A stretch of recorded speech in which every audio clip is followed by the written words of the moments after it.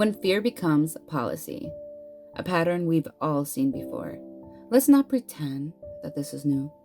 Coercive persuasion, what people casually call brainwashing, has appeared in authoritarian regimes across history.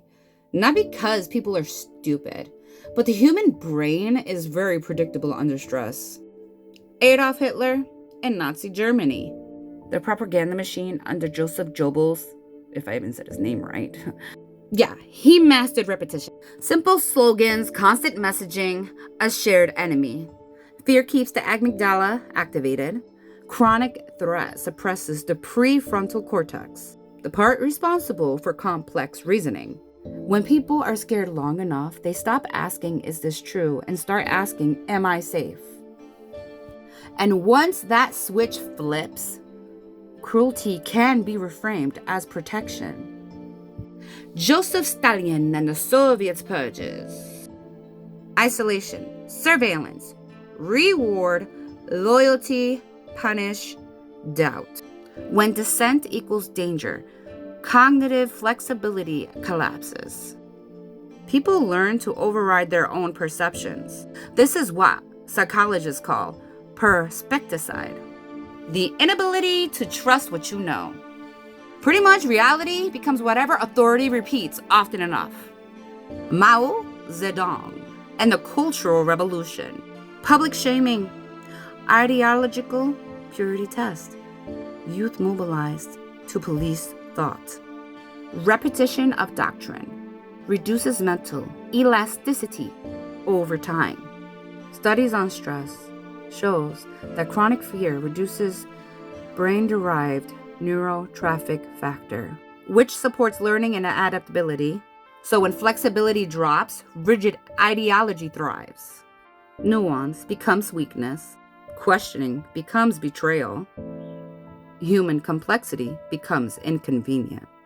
The psychology does not care about party labels. This is the part that people don't want to hear. The human brain is vulnerable to conditioning, no matter the ideology. Isolation plus fear plus repetition plus moral framing equals neurological reinforcement. When cruelty is framed as law and order, when dehumanization is framed as security, and when obedience is framed as patriotism, the brain can adapt to normalize it. And once normalized, empathy feels radical. If your movement tells you, don't trust journalists, don't trust educators, don't trust scientists, don't trust anyone outside of the group, that's not empowerment. That's dependency engineering. Induced dependency is a classic undue influence tactic. Remove alternative information, create a shared threat narrative, and position the leader as a sole source of safety. You don't have to change someone physically if you can change their perception. And the most chilling shift, when people start saying, well, that's legal. That's the rule. They deserve it.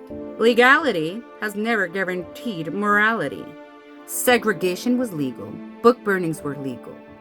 Political purges were legal. The question has always been, does it preserve human dignity? The tragedy of mass persuasion isn't that people become evil overnight. It's that empathy erodes gradually. You don't wake up thinking I support harm. You wake up thinking I support my team. And if the team becomes more important than human beings, history shows us exactly where that road leads. The real rebellion is not left or right. It's protecting cognitive flexibility, critical thinking, the ability to question your own side, to refuse to dehumanize. Because once you accept cruelty and it's wearing the costume of law, you're not defending civilization.